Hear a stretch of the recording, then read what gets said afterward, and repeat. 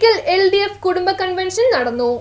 Chullickal LDF കുടുംബ convention കവനൂസ് Antony ഉദ്ഘാടനം ചെയ്തു. ലിബർട്ടി ജോയ് അധ്യക്ഷനായി. CA ഫെലിക്സ് സ്വാഗതം പറഞ്ഞു. CA ഫെലിക്സ്, നാടകനടി പൗളി, IT ജോസഫ്, സ്മാരക നാടക പ്രതിനിധി ക്ലീറ്റസ് എന്നിവർ സംസാരിച്ചു. തുടർന്ന് KJ മാക്സി MLA മറുപടി പ്രസംഗം നടത്തി. CP നെൽസൺ നന്ദി രേഖപ്പെടുത്തി. അതിന്റെ ആ പ്രോഗ്രാമില് അതിന്റെ മുഖ്യ സംഘാടക സമിതിയിലൊക്കെ ഞാൻ ഉണ്ടായിരുന്നു. അതിന്റെ എല്ലാ പരിപാടികളിലും പങ്കെടുത്ത ഒരാളെന്നുള്ള നിലയിൽ ഈ ഒരു പ്രോഗ്രാമിനെ കുറിച്ച് എല്ലാവർക്കും അറിയാമായിരിക്കും. എന്തായാലും ഈ കഴിഞ്ഞ മാസം TD സ്കൂളിൽ ഒരു സ്നേഹസ്പർശം എന്ന് പറഞ്ഞൊരു medical camp, mega medical camp, 29 speciality, അതിൽ തന്നെ ഓരോ സ്പെഷ്യാലിറ്റിയിലും ഒരു 6-7 ഡോക്ടർ വെച്ച് ഒരു വലിയൊരു ടീം ഡോക്ടേഴ്സായിരുന്നു അന്ന് ഇവിടെ പങ്കെടുത്തത്. അതോടൊപ്പം തന്നെ ഫാർമസി, വലിയൊരു ഫാർമസി എന്ന് പറഞ്ഞിട്ടുണ്ടെങ്കിൽ എല്ലാവർക്കും മരുന്നുകൾ ഫ്രീ ആയിട്ട് കൊടുക്കുന്ന ഒരു സംരംഭമായിരുന്നു.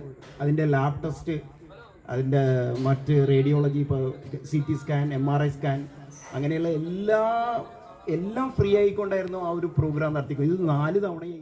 ആ പാലം വന്നു കഴിഞ്ഞാൽ ഹൈവേയിലേക്ക് പെട്ടെന്ന് എത്താം, നാഷണൽ ഹൈവേയിലേക്ക്. കുമ്പളങ്ങി കണ്ടക്കടവ് കണ്ണമാലി ഭാഗത്തുള്ള ആൾക്കാർക്ക്, ചില ആൾക്കാർക്ക് ഇങ്ങനെ തോമ്പൊഴി കടക്കണ്ട, അവർക്ക് അതിലെ പോയാൽ വയറ്റിലോടെ എറണാകുളത്തൊക്കെ എത്താം. അങ്ങനെ ഓരോരോ കാര്യങ്ങൾ, ഒരുപാട് കാര്യങ്ങൾ ചെയ്യുന്നുണ്ട്. ഒരാൾ നമ്മൾ MLA നിലക്ക് എന്തൊക്കെ ചെയ്യാൻ പറ്റും. ഞാനപ്പോൾ ഈ 10 വർഷം കൗൺസിലർ ചെയ്ത ഒരാളാണ്.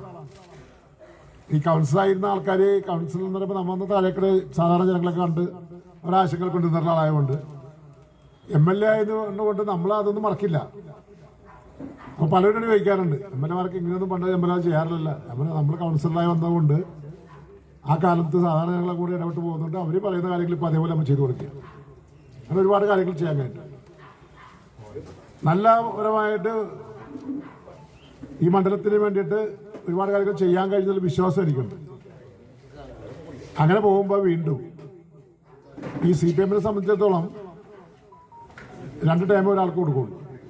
2 ടൈം മത്സരിച്ചാൽ അതിൽ അടുത്ത ആൾക്ക് കൊടുക്കണം. പക്ഷെ എന്തോ ഇപ്പോഴത്തെ സാഹചര്യത്തിൽ പാർട്ടി പറഞ്ഞത് 1 ടൈമും കൂടി മത്സരിച്ചു എന്ന് പറഞ്ഞു. അതുകൊണ്ടാണ്, അല്ലെങ്കിൽ ഈ ടൈം ഞാൻ പുതിയാളായിരിക്കുള്ളൂ. അപ്പം അങ്ങനെ ഒരു അവസരം കിട്ടിയതുകൊണ്ടാണ് വീണ്ടും മത്സരിക്കുന്നത്. പാർട്ടിയുടെ തീരുമാനത്തിൻ്റെ ഭാഗമായിട്ടാണ്. അപ്പം ഇനിയും ഒരു 5 കൊല്ലം നിങ്ങളൊപ്പം തന്നെ ഈ മണ്ഡലത്തിൻ്റെ ഓരോ കാര്യങ്ങൾക്കും നിന്ന് പ്രവർത്തിച്ചു പോകാൻ കഴിയും. ഞാൻ കൂടുതൽ കാര്യങ്ങൾ കടക്കുന്നില്ല. കൂടുതൽ കാര്യം കടന്ന ഒരുപാട് കാര്യങ്ങൾ പറയാനുണ്ടാവും. പക്ഷെ ഞാൻ ആദ്യം പറഞ്ഞൊരു കാര്യം ഇപ്പോൾ ആവർത്തിക്കുകയാണ്. ഞാൻ ഇനിയും മത്സരിക്കുന്നത് LDF ആയിട്ടാണ്.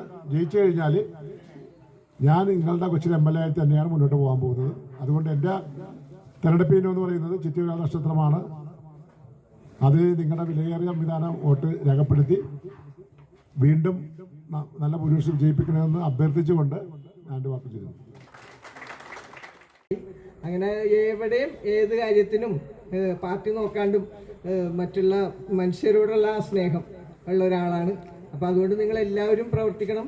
ഞാനും അപ്പുറത്തും പ്രവർത്തിക്കേണ്ട. എൻ്റെ ഒരു കൂട്ടുകാരനുണ്ട് അവിടെ, ജോണി എന്ന് പറഞ്ഞിട്ട്. അപ്പോൾ ഞങ്ങളും ആ കാര്യത്തിൽ മാക്സാർ ജയിക്കണം എന്ന് തന്നെയാണ് ഞങ്ങളുടെ മനസ്സിൽ അന്നും ഇന്നും.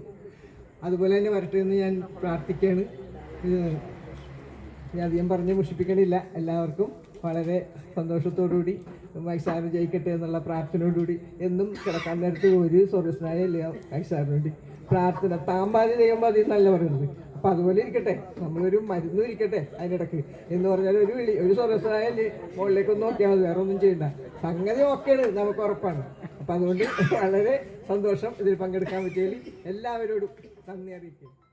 News bureau, Kochi.